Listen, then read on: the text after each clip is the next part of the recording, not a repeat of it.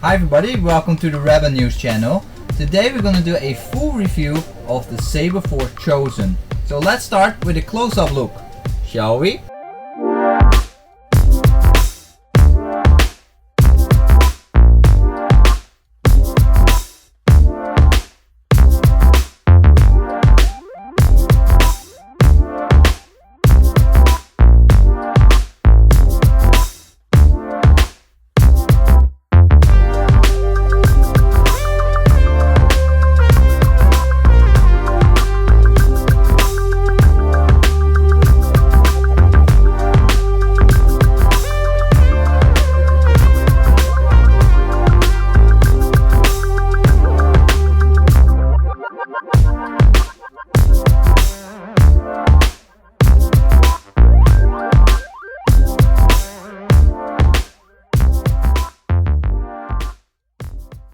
And welcome back. Now we're going to take a close-up look on the Saberforge Chosen. So we start with the emitter section. The emitter section is actually kind of interesting. Initially, when I was told on the Saberforge website that this will be a single mill piece, however, it's not exactly the case. The outer shroud or the emitter section itself, this is actually screwed on and glued on the threading of this body section piece. So we actually have three pieces on this hilt. We have this portion here, then we have the main body, and then we have the pommel itself. It's not really a big issue, but my expectation was that this was a single piece hilt besides the pommel, and it's not. And it's not really a big issue at all, but it takes a little bit away from the fact that this is an apprentice saber, and all their Saberforge apprentice sabers should be a one single piece made out of one single piece of alloy, which in this case is not entirely true. Nonetheless, it's a very nice hilt, as you can see. So we got the emitter section, we got a blade retention screw high up here, show it close up, and the socket for the blade is actually not too deep. It's around 1 to 1/2 inches deep. It's actually quite shallow. So far with a 20-inch Shoto blade, I did not encounter any issues in terms of wobble or the blade flying out. However, for heavy dueling, I'm a little bit skeptical about the Saberforge emitter section. Unlike, for example, a Vader's Vault, which also use a 1.5 diameter depth for their blade sockets, there is always a significant amount of wobble more on the Saberforge blades and the Saberforge emitters. So I'm not entirely sure if that will contribute to the fact that the blades will fly out more often. Either way, you can see the inner section is polished. The reason why this is polished and smooth is the fact that your blade is actually sliding over this section. So that's why it's not weathered or any kind, because it has to be as smooth as possible so the blade easily go off and on the hilt. But it does look a little bit out of place since this particular hilt is all weathered. It looks a little bit different. Now, when I received this hilt, it wasn't actually free of any gouges or scratches that were made during the milling process. As you can see, there's a pretty obvious gouge here on the top. And then I'll just show you the gouges first so you have an idea of the quality. And then here's some gouges. And then there's a pretty big gouge here as well. And see, it's like something being hit on it from this side. I don't think this is from transportation actually. This is something that probably comes out of the factory. Some gouges here as well, some pitting. So overall, in terms of the alloy finish, this is the first saber that has the least finish, I would say, in terms of being free of gouges and scratches and whatnot. This is the first Saberforge hilt that I own that actually has this amount of inconsistencies, imperfections in the aesthetics. So this is a little bit too bad, but then again, my main purpose for having this hilt is for just daily open carry, carry it around, playing around, don't really care about it getting dinged and scratched up. So from that point of view, it's not really a problem to me, but it might be to you. Going ahead with the emitter section, so we covered slightly on the emitter. Inside this socket you have the reflective film, and it's more or less the same exact film that you also find in your blade. So be gentle with this, because once this gets damaged, the film inside, it will severely impact the brightness further down the road.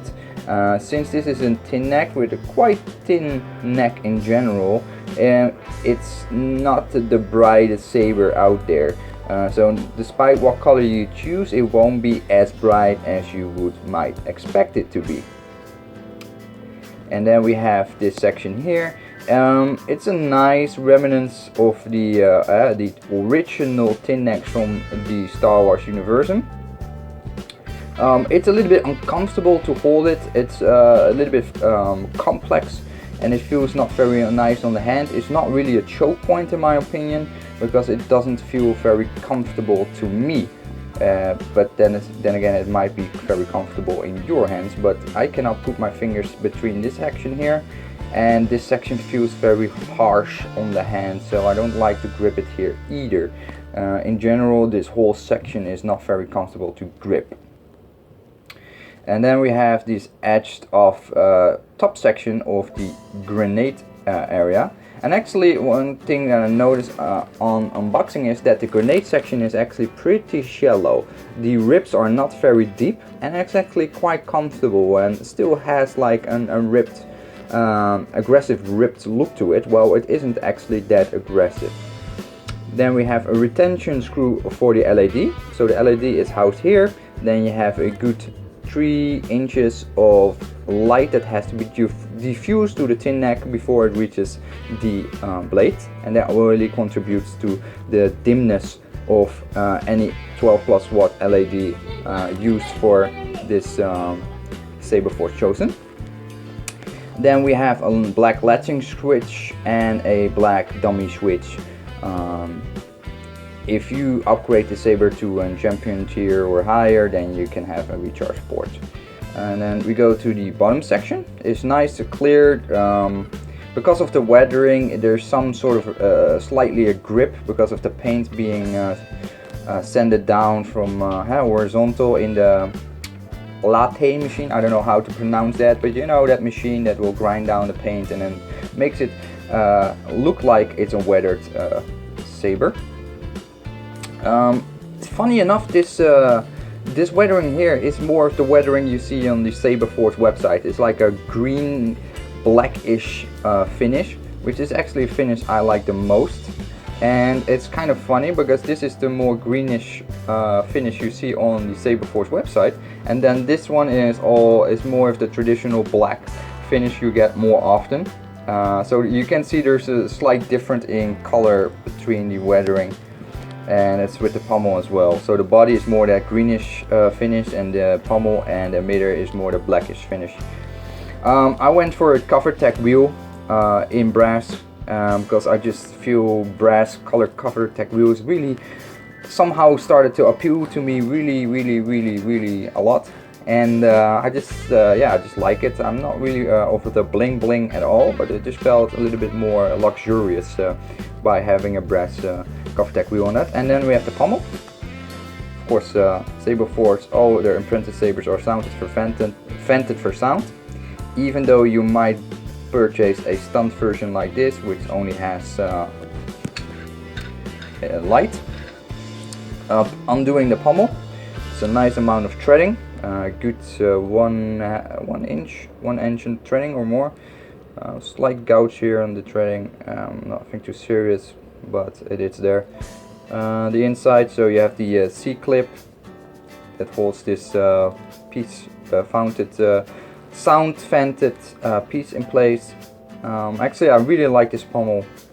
Might be my favorite pommel of all the apprentice sabers. It just looks cool with the ribs section on it. Yeah, very nice. And then we have the innards of the hilt. me take out the battery.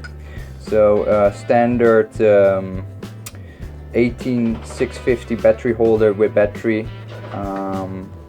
Yeah, the battery I cannot say much about it. They're very cheaply wrapped with a very cheap plastic around it, which is quite brittle. I don't really like it. You can see the battery holder is also bending slightly because the battery barely fits in the holder. There's actually there's some flex here, which is not actually very good, to be honest. But yeah, it is what it is for this case. And then there's another issue. When I checked it, the cables has some bite marks on them. I think these are 22 or gauge cables. They're very thick and quite stiff. So it's a little bit unfortunately that Saberforge still use these thicker cables because they're not so flexible, and that's probably the reason why it got scuffed up, because when they pushed in the battery inside the hilt, that might have caused some damage to the wiring. So get a light, show you the inside if I can. It's a little bit hard. If I can focus. Of course cannot focus. No, it's very hard to show you guys, but the inside of the hilt leaves quite a bit of space for a soundboard upgrade, so it won't be a really cramped full undertaking to put a nice Pico Crumble or Nano Biscotti soundboard in there, if you wish to. I just leave it in this configuration as a stunt, because the least amount of electronics in there that could potentially break, the better, because this is just a carry around piece. So here you go, guys. Let's go to the verdict area. Hi everybody, welcome back. Gonna do a short verdict on the Saberforge Chosen. We're gonna start off with a very short comparison between the Saberforge Chosen and the other Saberforge Apprentice Sabers that I have so far. Okay, first comparison is between the Saberforge Consular, the smallest of the bunch of the Saberforge Apprentice hilts, and the Saberforge Consular. Now, as you can see, the Saberforge Chosen is quite a bit longer, and it's actually the smallest of the Apprentice Sabers that Saberforge currently has in their assortment.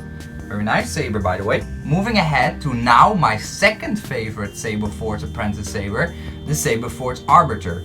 The Saberforge Arbiter and the Saberforge Chosen are nearly identical in terms of length.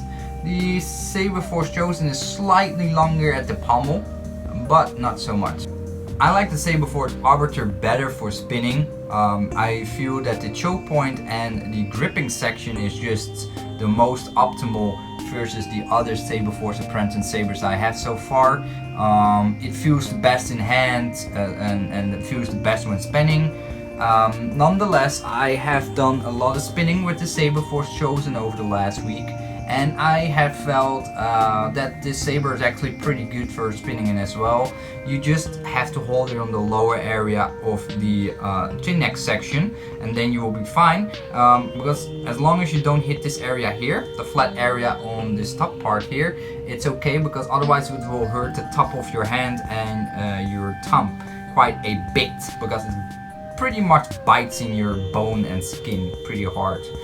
Not that it will cause any skin rupture, but I mean, it's just not very comfortable in that area. But nonetheless, spinning goes great with this hilt. So up next and last is the comparison between my Saberforge Chosen and my Saberforge Acolyte, my first Saberforge Saber ever. It's still my baby, despite I don't like the soundboard, the Saber core, but nonetheless, this is a size comparison. You see that the Saberforge Acolyte is still longer quite a bit than the Saberforge Chosen. So the Saberforge Acolyte is the longest Apprentice Saber, and the Saberforge Consular is the shortest saber in my assortment. So let's wrap it up and get back to the saber. I like this thin neck saber a lot. It's a very nice apprentice saber. It's now definitely my favorite apprentice saber of all the Saberforge apprentice sabers I have so far. Just basically because it's so iconical. It looks like Luke Skywalker's Return of the Jedi saber, and it looks a little bit like Obi-Wan's A New Hope lightsaber, or from the prequel movies. So besides that, it feels nice in the hand. It feels really cool, and yeah, it has something. It has something to it. When you hold it, you will feel, yeah, this is definitely a very nice saber to play with. The fun factor is definitely there. Overall, it's just a pleasure to play with. It's very sleek. It's streamlined. It's very nice and fun to hold and play with. A nice shallow gripping here, but still it's very grippy to the hand. It's just a nice cute little pommel, and it overall looks really nice, and it makes me want to play with it every day. And because this is an apprentice saber, the entry level, the cost of it is not very high. So this is a typical saber that I just will carry outside. Don't really have to mind too much. It gets scratched up, dinged up. It wouldn't really break my heart. Of course, I will enjoy the saber a lot, but it isn't like my, let's say, my Vader's Vault Acolyte, where I only will look at it, play a little bit with it, because the price range is much higher, it's much more expensive. I also want to join sabers just by playing around with them. Don't really have to mind and be very careful about it, and just enjoy them as they are. Just, you know, hit things and smack them, and if they get damaged, they get damaged. If they fall on the ground, they fall on the ground. I mean, I want to have sabers like these as well, and I found it. This is my epiphany saber for that. This is the hilt that I will be using for that. And so basically the pros are discussed now. We have the aesthetics, we have the fun factor, the gripping areas, overall aesthetic. Now I would like to move over to the cons. There are several cons that I have with this hilt. First of all, the emitter section isn't the single piece that initially Saberforge promised to be. All apprentice sabers are single piece bodies, so from emitter to pommel, all this section here will be a single piece. With this saber, it is not the case. This is all single piece, and then of course a separate pommel, but this piece is also separate, and I would have hoped that this was part of the single piece. Now I know, of course, for milling purposes and the way that it has to be constructed, that will be a lot more expensive probably, but initially it was said that this will be a single piece, and it fortunately is not the case. Of course, it's a thin neck, so despite having the LED housed in the bottom section, the socket for the blade is quite shallow. It's just 1 inch, I guess. Yeah, around 1 inch deep. In general, it has some wobble, like all Saberforge hilts unfortunately have that dreaded wobble. With this hilt, it's actually the least of all the Saberforge apprentice sabers I have. This one doesn't wobble as much, but there's still wobble, and yeah, that's a little bit unfortunate. Plus the fact that this emitter section is screwed in and then extra tightened with a dab of glue, because that's how Saberforge rolls. Personally, it's not a big deal, but I'm just not fond of it, and that's a personal gripe. Now, Saberforge recently uploaded some videos on their YouTube channel regarding the Saberforge Reforged Crystal Reveal lightsabers. And one of the things that Phil said is that Saberforge has the brightest thin neck sabers. But to be honest, this is a 12 watt plus lime green LED with a full charge, and it isn't as bright at all. It's a 26-inch Shoto blade, and as you can see, it's not nearly as bright as you would expect it to be. So if you're in the market for a affordable thin neck saber with which you can duel and spin and cosplay, I think you are the right address with the Saberforge chosen. So please check them out, and if you want them in a hurry, go to the Saberforge Etsy website and you can have one at your home within 5 business days. So I hope you liked the video, and hopefully I'll see you in the next one. Stay scummy!